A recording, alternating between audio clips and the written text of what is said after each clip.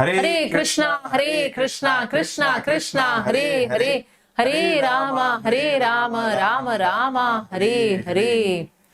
So here is the description of chapter 6. Chapter 6 is divided into 47 verses. Today we will get into the first section, which comprises from verse number 1 to 9, and this talks about mind, enemy or friend. So as you can see, the title of this chapter is Dhyana Yoga, or it's also known as Ashtanga Yoga.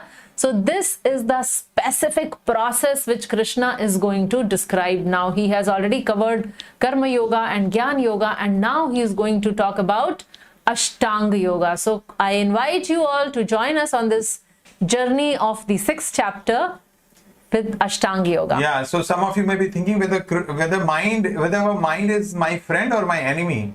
So what do you think? Our mind is a friend or is it enemy? What is the mind doing for us?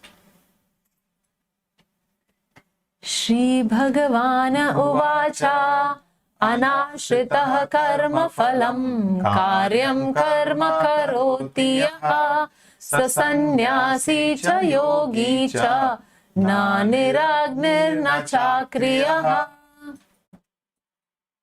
The Supreme Personality of Godhead said, one who is unattached to the fruits of his work and who works as he is obligated is in the renounced order of life, and he is the true mystic, not he who lights no fire and performs no duty. So if you remember chapter 4, the whole chapter started where Arjun asks a question to Krishna that what is better, sannyas or activity? Sorry, chapter 5.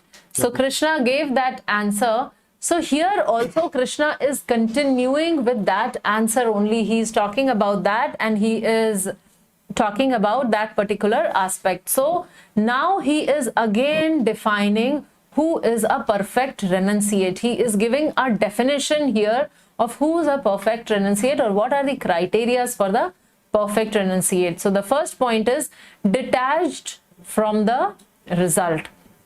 So such a person, he is doing the activities. He is not detached from the activity. He does the activity, but the activity or the work he does as a duty, and he is detached from the result of his work. So if he is performing some action, it can be taking care of his family members or going for the job or going for his studies. So he is doing it as a duty.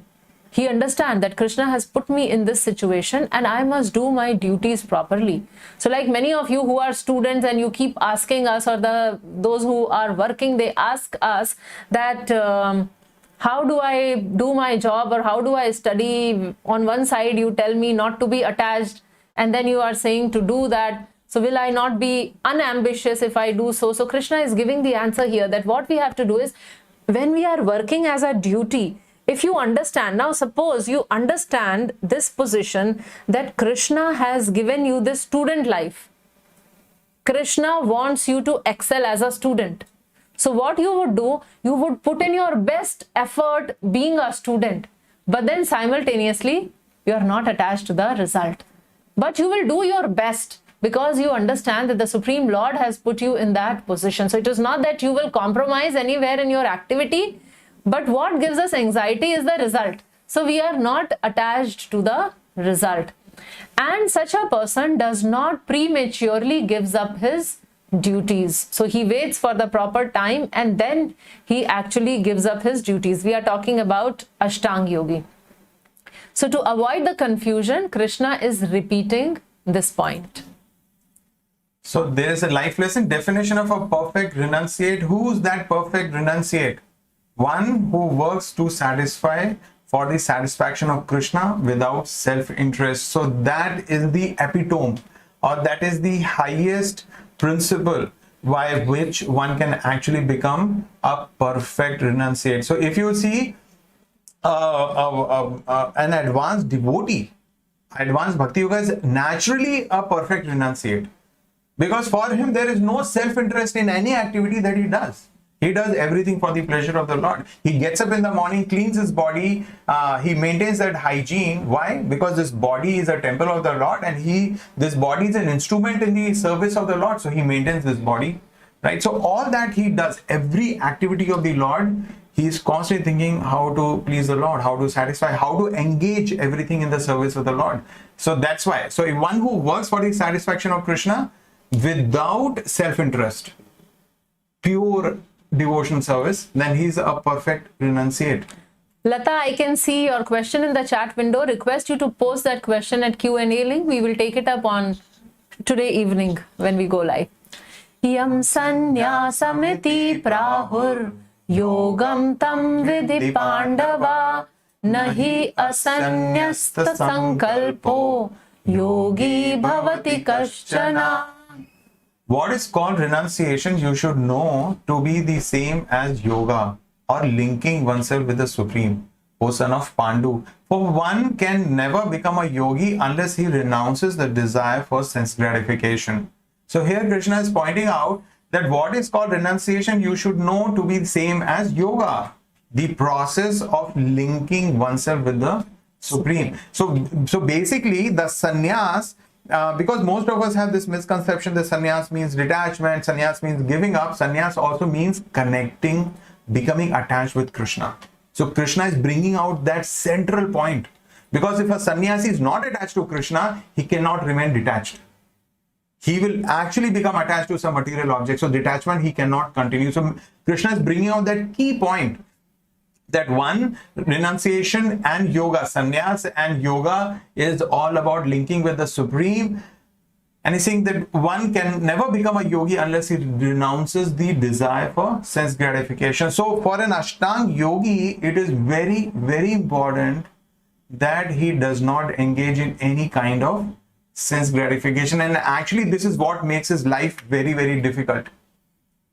So yoga is same as renunciation. Why? The prerequisite is same, that they give up the desire for sense gratification and they also connect with the Supreme Lord. So that way we see that yoga and renunciation are, same. This is what Krishna is saying. But the beauty lies here. See, for an Ashtanga yogi, because he's not really a devotee, he's an Ashtanga yogi. He wants to use this physical process to control his senses, control his mind, give up the fear and anger. So this is what he's trying to do, right? But so if in whatever he sees, if he is hungry, what to eat, so all that becomes very, very difficult for him to control and manage. But it is very easy for a devotee to be a perfect renunciate. Why? Because one, he has complete knowledge. He has, who am I? I'm spirit soul. I'm servant of the Lord. Who is the Lord? He knows that Lord Krishna is the Supreme Personality of Godhead. Krishnastu Bhagavan Swayam, as Srimad Bhagavatam says. And what is the purpose of my life? The purpose of my life is to develop love of God. So he has this perfect knowledge, right? And all other knowledge about the material world, spiritual world, time factor, karma. So he has such perfect knowledge. And therefore, he's so convinced intellectually, philosophically, that he does not have a desire for sense gratification. It naturally goes away from him, right? And then he engages all his senses in Krishna's service. Like, for example, there is sometimes devotee visit a marriage, right? A friend, acquaintance is married. So they will go, they will meet the bride and groom. And of course, the parents of the bridegroom and the bride, they will ask, please bless the couple. And what devotees will do? They will chant Hare Krishna, they will chant the Hare Krishna Mahamantra. They will give a Krishna conscious gift, maybe Krishna book, Bhagavad Gita, maybe a painting of Radha Krishna or something like that. And then during the marriage, they will find somebody, some acquaintance, friend, so many people are there. So if they find somebody who's interested, they will invite them over to the temple. So why don't you, I'm coming to temple this Sunday, why don't you come? It's a very beautiful place, very beautiful deities. You will feel very peaceful and happy. So that's how they're all, wherever, in whatever circumstances, situation they're in, they're trying to inspire others and themselves in Krishna consciousness. So that's how their senses are naturally controlled. Their mind is naturally controlled. Why? Because they're attached to the Supreme Lord. So as we are talking about various processes of bhakti yoga, so various processes of yoga, so we need to understand that there is something called yoga ladder. So now this ladder, it's like a ladder which has main three aspects to it. The lower rung is known as Gyan Yoga. So the impersonalists, the one who aspire for Brahma realization, they follow this process of Gyan Yoga, which requires lot of mental or philosophical speculation, and that is how they want to achieve the supreme. Then the second one is Ashtanga Yoga, which we would be discussing at much detail in this chapter, which is like physically controlling the mind, calming down the mind, and then forcing the mind to focus on Paramatma realization. So this is Ashtanga Yoga. And the third one is the Bhakti Yoga. So the next 6 chapter number 7 to 12 completely are dedicated to this process of Bhakti Yoga. And Krishna himself sort of emphasizes, recommends that one must take the process of Bhakti Yoga because it is very easy, because it gives quicker result, because it gives 100% guarantee. So more about Bhakti Yoga we would discuss in chapters 7 to 12, but as of now we are discussing this middle one, Ashtanga Yoga. Bhakti Yoga, they aspire for Bhagwan realization. So Gyan Yoga, Brahma realization, Ashtanga Yoga, Paramatma realization, and Bhakti Yoga, Bhagwan realization. And we know that Brahma Jyoti is actually effulgence from the Lord, Paramatma is an expansion of the Lord, and when we understand Bhagwan, we naturally understand Paramatma and Brahma Jyoti, and therefore we have this life lesson. All purposes are perfectly served by the practice of Krishna consciousness. For one who is a neophyte in the eightfold yoga system, work is said to be the means. And for one who is already elevated in yoga, cessation of all material activities is said to be the means.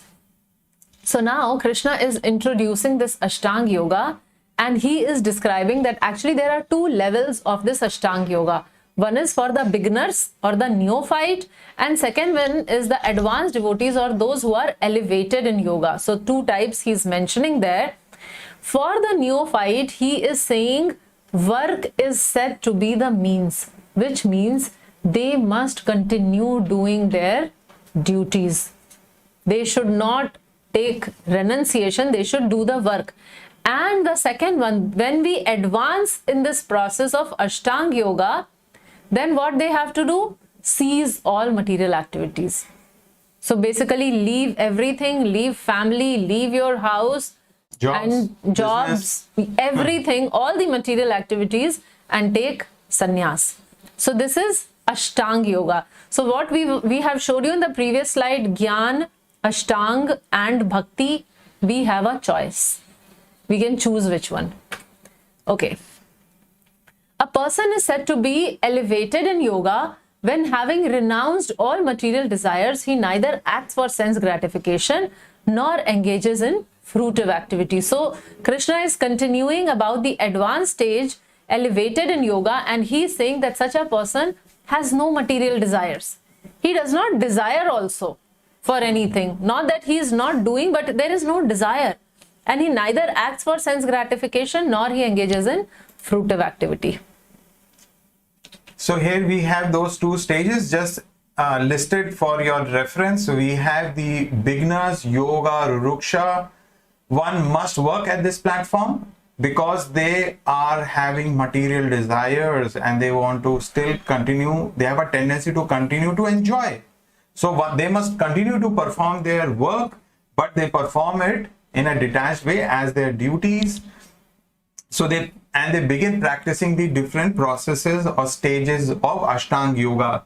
The do's and the don'ts, they begin to follow the asanas. So some basic practice they begin, but they still continue with their responsibilities. And what happens is once they perform, they do follow the do's and don'ts, and they perform their work as a duty. So gradually detachment and purity arises in their heart.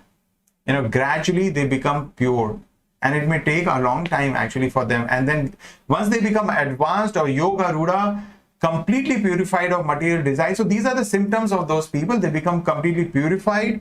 they become fixed in meditation, and they actually stop all activities that disturb the mind. So this is more of a physical way. As Sugiti was saying, that person takes sannyas. Krishna talks about that in future verses, which we'll see in the next session, that how they actually move away. They're completely, they go to they isolate themselves from the rest of the world, because they do not want any sense to be distracted, and they want to protect the focus of their mind. So we are again and again using this word Ashtanga Yoga. So here it is, Ashta means 8 and Anga means limbs. So these are the 8 limbs, or the 8 parts, or the 8 steps of the process of Ashtanga Yoga. So if you can see at the bottom, the first one is Yama, which means don'ts. So there are certain things which a person must stop, like sex activities. So he has to completely refrain from sex activities.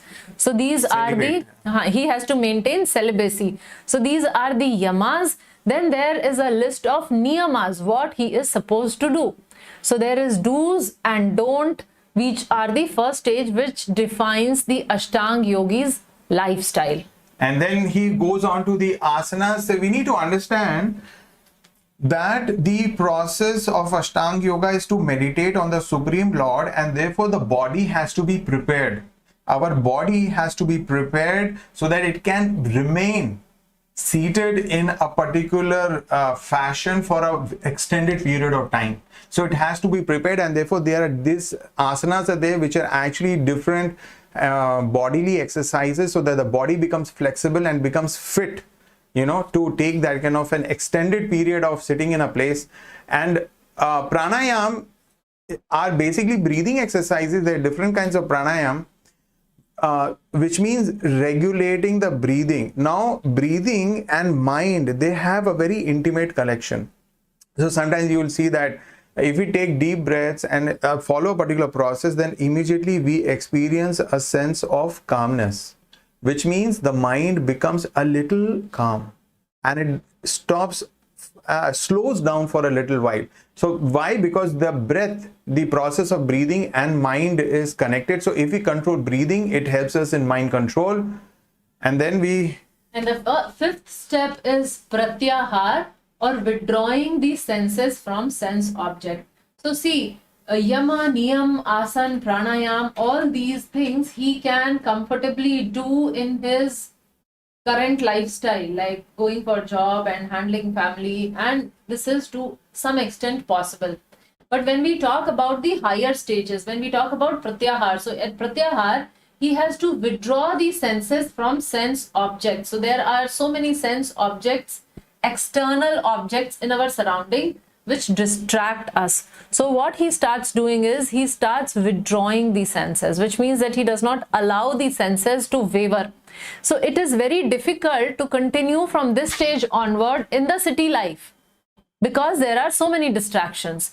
So this is and living with the family. Living with a family, with friends, where you have to socialize and all.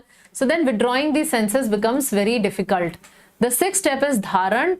So after sufficiently withdrawing the senses, what he does with these senses is he starts fixing his mind on the beautiful form of the Lord. So these are the next 2 steps. So we will see in the next class how Krishna is actually telling that these people have to be ekaki, they have to stay alone, and they have to stay in a secluded place, a secluded sacred place. This cannot be practiced along with the family life. So here at the stage of Dharan, he begins to focus his mind on the Paramatma, and gradually when the meditation becomes intensified, he enters into the stage of Dhyan. Dhyan is the stage of intensified meditation, and when this meditation becomes complete and the yogi becomes fully absorbed in the beautiful darshan of the Lord, the Paramatma who's residing in the heart, he is standing on a wonderful lotus. He has a blackish blue hue. His body's color is blackish blue. He is wearing a golden dhoti. He is holding the 4 objects in his hands. His eyes are so beautiful like a lotus, and he has the most charming smile.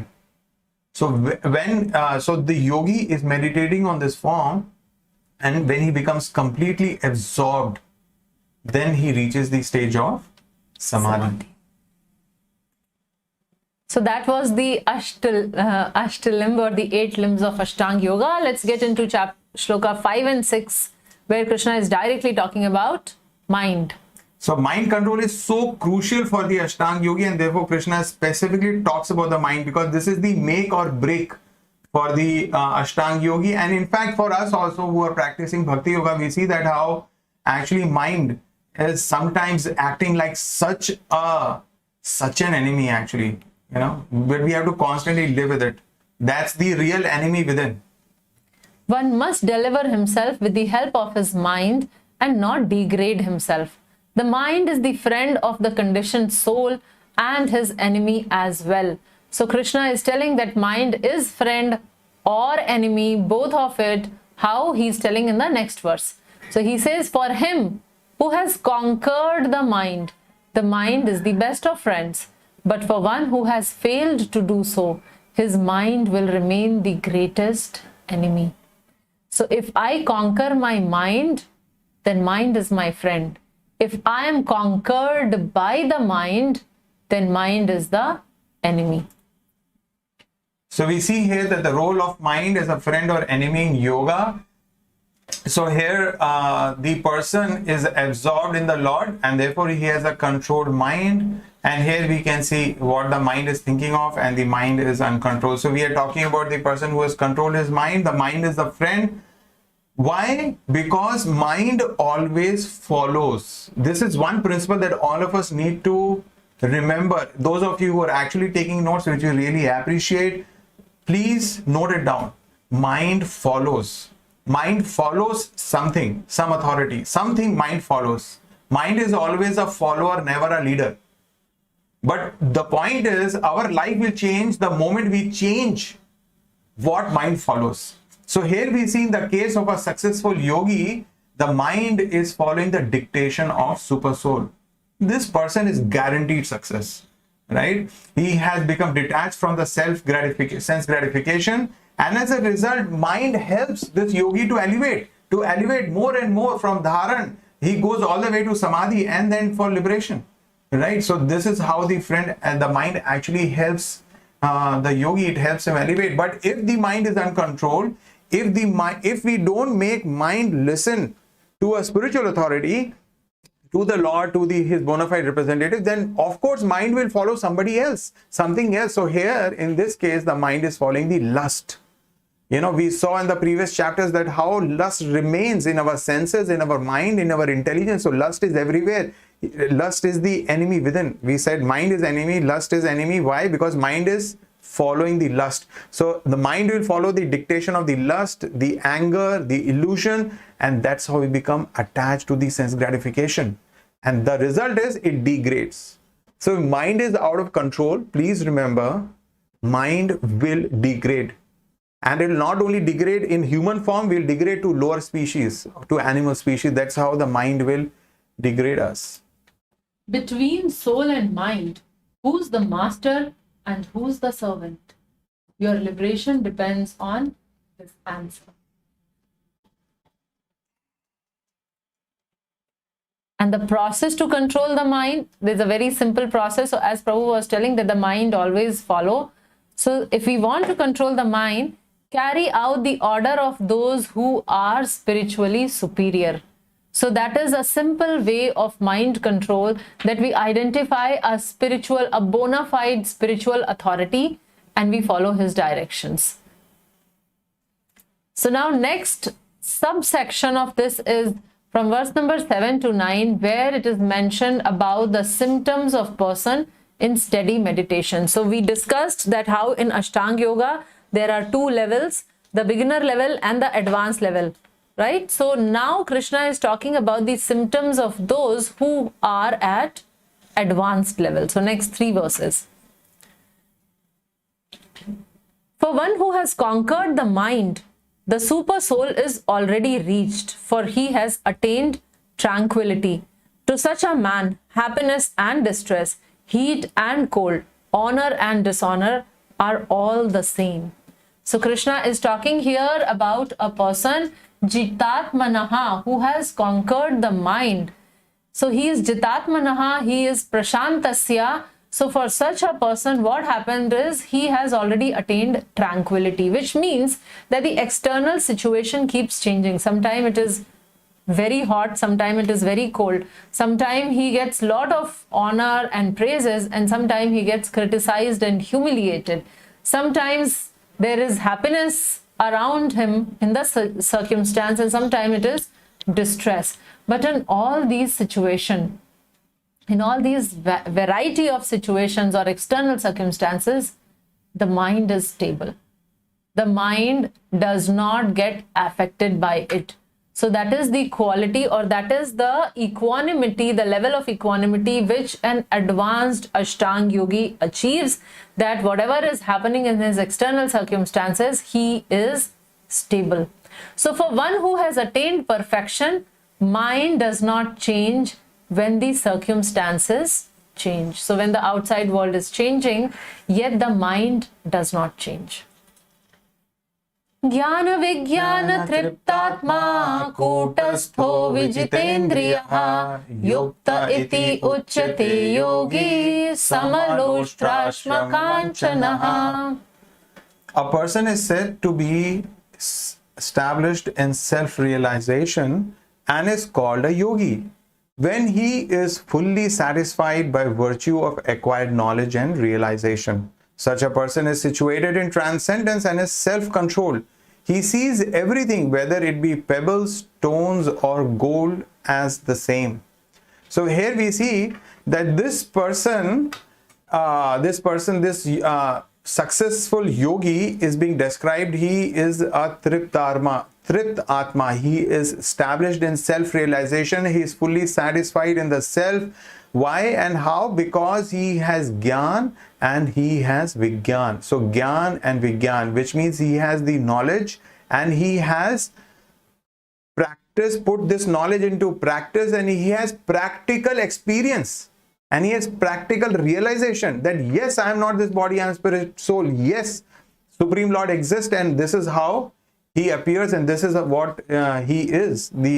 So he has both the knowledge as well as a practical experience and realization. So a person is said to be established in self-realization. It's called a yogi because he is fully satisfied by the virtue of acquired knowledge and self-realization. He is Tript Atma, completely satisfied. And what is the beautiful part?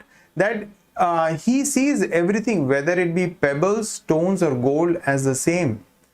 Because he understands, I am spirit soul, and this is the Supreme Lord, and everything, and I'm situated right now in the material world, which is the inferior energy of the Lord. So whether it be gold, or it be stones, or a lump of earth, or pebbles, it is still matter.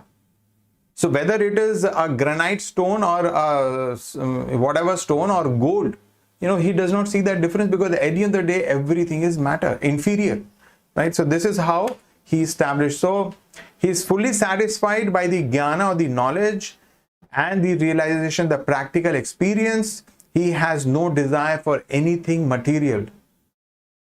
And that's how he has no desire for gold. Because right now when I'm giving this, when Krishna is giving example of gold, he knows how much we are attracted to gold. It is not for any other reason that we have such huge gold shopping malls in T Nagar and rest of, Chennai. Yeah, I was like, once when I went there for the first time, I was just like, wow. I mean, several floors just selling gold ornaments, and so many of them, right? So here is this Ashtanga yogi, a person who's situated, very advanced person. So he does not really see any distinction between them, So for him, the I don't know, the GRT jewelers and the stone quarry will not make much of a difference. He doesn't see that much difference there. So knowledge without realization and practical application is useless and fruitless. So here we saw that how this person has come to that platform because he acquired that knowledge and he put it in practice. So when we get a knowledge and when we put it in practice and when we see, yes, that is working, then we get more convinced. So like how all of you you started chanting Hare Krishna Mahamantra, you started chanting with 1 round, and now we got more than 400 people who took Sankalpa for chanting 4 rounds. So you chanted 1 round, you were convinced that it is working. Because how? Because you put it into practice, and then you are ready to do more because you are convinced. So that is what it is mentioned here, that knowledge without realization and practical application is useless and fruitless. So for example, there is this wonderful pudding is there. You know, there's wonderful pudding which has a condensed milk, which has cream, which has those choicest of fresh fruits, and they have been cooked to perfection, and there is that that perfect sweetener, the perfect level of sweetness, and that's how I'm describing. And it is in a transparent container, and it has those swirls of the fruit and swirls of that pudding, and it looks just so delicious. How's the taste? All we can say, oh, you know, it looks delicious, it must be very tasty, but unless actually I scoop in and I place it in my mouth and I put it in my mouth and say, you know, wow, it's so tasty. So then only I can actually experience the complete experience of that pudding. So we have the knowledge, we have the understanding, but if I don't actually put into practice, what use is it? A person is considered still further advanced. So now verse number 7 and 8 was 1 degree of advancement, where the person was not disturbed with the external situation and where he was not attracted to a particular object. Now here Krishna is talking about a person who's even more advanced than that. So he says a person is considered still further advanced when he regards honest well-wishers, affectionate benefactors, the neutral mediators, the envious friends and enemies, the pious and the sinner, all with an equal mind. So now here, if we read the list, Krishna is talking about 2 extreme categories. So on one side, he is saying well-wisher, affectionate people and friends.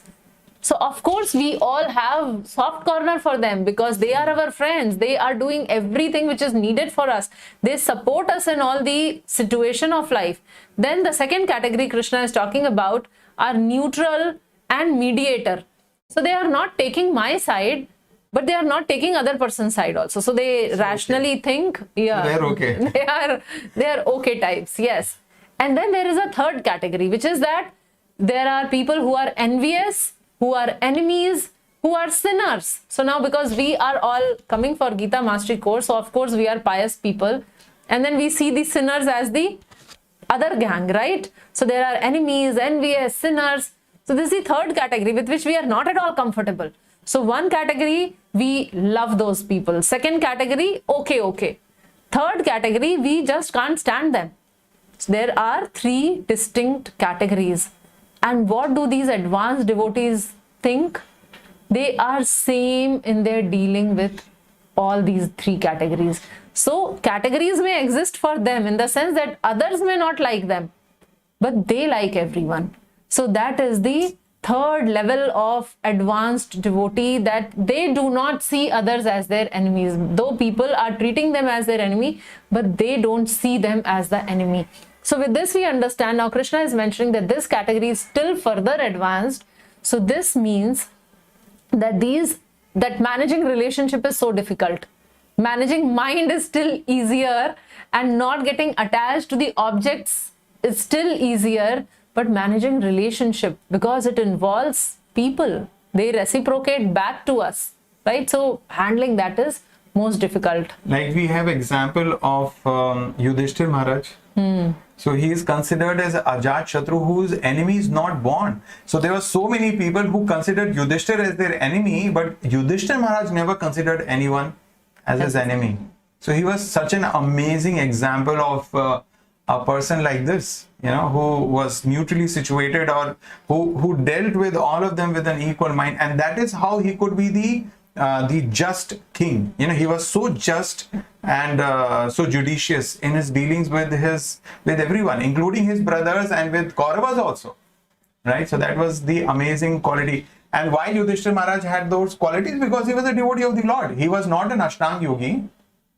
He was not the one who had gone to Himalaya, staying in a cave and he was meditating on the Paramatma. No, He was a king. He was a king in the middle of the things, right? All that politics was going on. You know, his wife was humiliated publicly, you know, and his wealth was taken away in cheating. So much happened to Yudhishthira Maharaj, but he maintained his that quality of him being an Ajatashatru. His enemy was not even born. So that's so amazing. So that's how when we become devotees of the Lord, all these, I mean, for most of us, these qualities are unthinkable. How is it possible for somebody to be like this? But these qualities arise in us because these qualities exist in the Lord. So when we worship Him, similar qualities arise in us also. And with this, we come to an end of today's session. So here on the screen are the 2 memory verses from the sections which we covered today. So from chapter 5, the peace formula, verse number 29, and chapter 6, verse number 7. Also, the reading assignment for next session is from verse number 10 to verse number 32. We expect you to read and be ready, and looking forward to meet all of you today evening for the live Q&A session from 5 p.m. to 6 p.m. So thank you all very much. Hare Krishna, Krishna Krishna, Hare Hare, Hare Rama, Rama Rama, Hare Hare. Srila Prabhupada.